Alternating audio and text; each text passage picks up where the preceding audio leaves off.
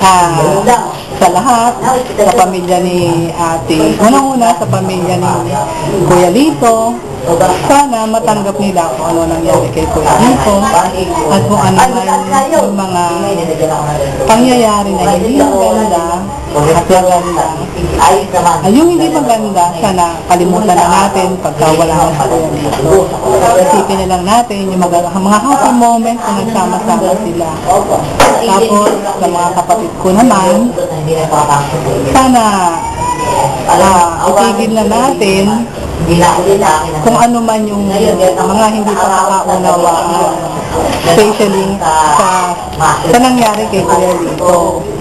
Ang masasabi ko lang kay Kuya Lito, nung kami nakikita-kita, kasi alam niyo naman ako hindi taga rito, nasa Sangkalos ako, kaya bihira din kami makita ni Kuya Lito. Pag pumupunta lang siya sa bahay, yun, saka lang pag pumupunta yan doon, hingi ng tubig na malamig, Adora, akin na lang tong apple, Adora, tingin isang pongkan, ganon. Pag nakikita kami dun, minsan nakikita kami sa simbahan. Sabi ko, Lito, nagsisimba ka pala. Sabi niya, oo, hinihingi ko na ng tawad yung mga kasalanan ko. Nasawad ko sa kanya. So, pag humihingi ka ng tawad, dapat, iniiwanan mo na rin yung kasalanan mo. Kasi, hingi ka rin na hingi ng tawad, tapos, pag uwi mo, gumagawa ka pa rin ng kasalanan. Meron siguro yun, tapos na yun. Kaya, nung lahat tayo, siguro, pag namatay tayo, pinatawad na rin tayo ng Diyos.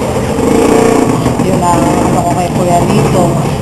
Actually, hindi ko lang din sinabi kay Kuya Lito na this year may balak ako sa kanya. Naikwento ko ngayon sa mga anak ko. Pero the point is, hindi na siya umabot kung ano man yung balak kung sinasabi niyang gusto niya. So siguro hanggang doon na lang tayo. Sabay-sabay naman darating din ang araw lahat tayo. Una-una lang yan. So ang pinakamaganda, hanggang makakasama tayo, na magkakapatid, magkakapitbahay, lahat tayo, hanggat makakasama tayo, ipadama na natin yung pag-ibig natin sa isa't isa. Kung may pagkakasa naman ng isa, hindi tayo nang babatian, ngayon pa lang magbatian na tayo, dahil hindi mo nga alam baka bukas o mamaya, ikaw naman ang mawala. Mahirap ang makonsensya. Kasi ganun lang talaga ang buhay. So, sa mga kapatid ko, sa pamilya ni Kuya Lito, sana hanggat maaari, hanggat nandito pa tayo sa babaw ng lupa, sabihin na natin na mahal kita, gumawa tayo ng paraan para matulungan natin ang isa't isa. Dahil hindi mo alam kung bukas magkikita-kita pa tayo. Yun lang. Last message ni Papa.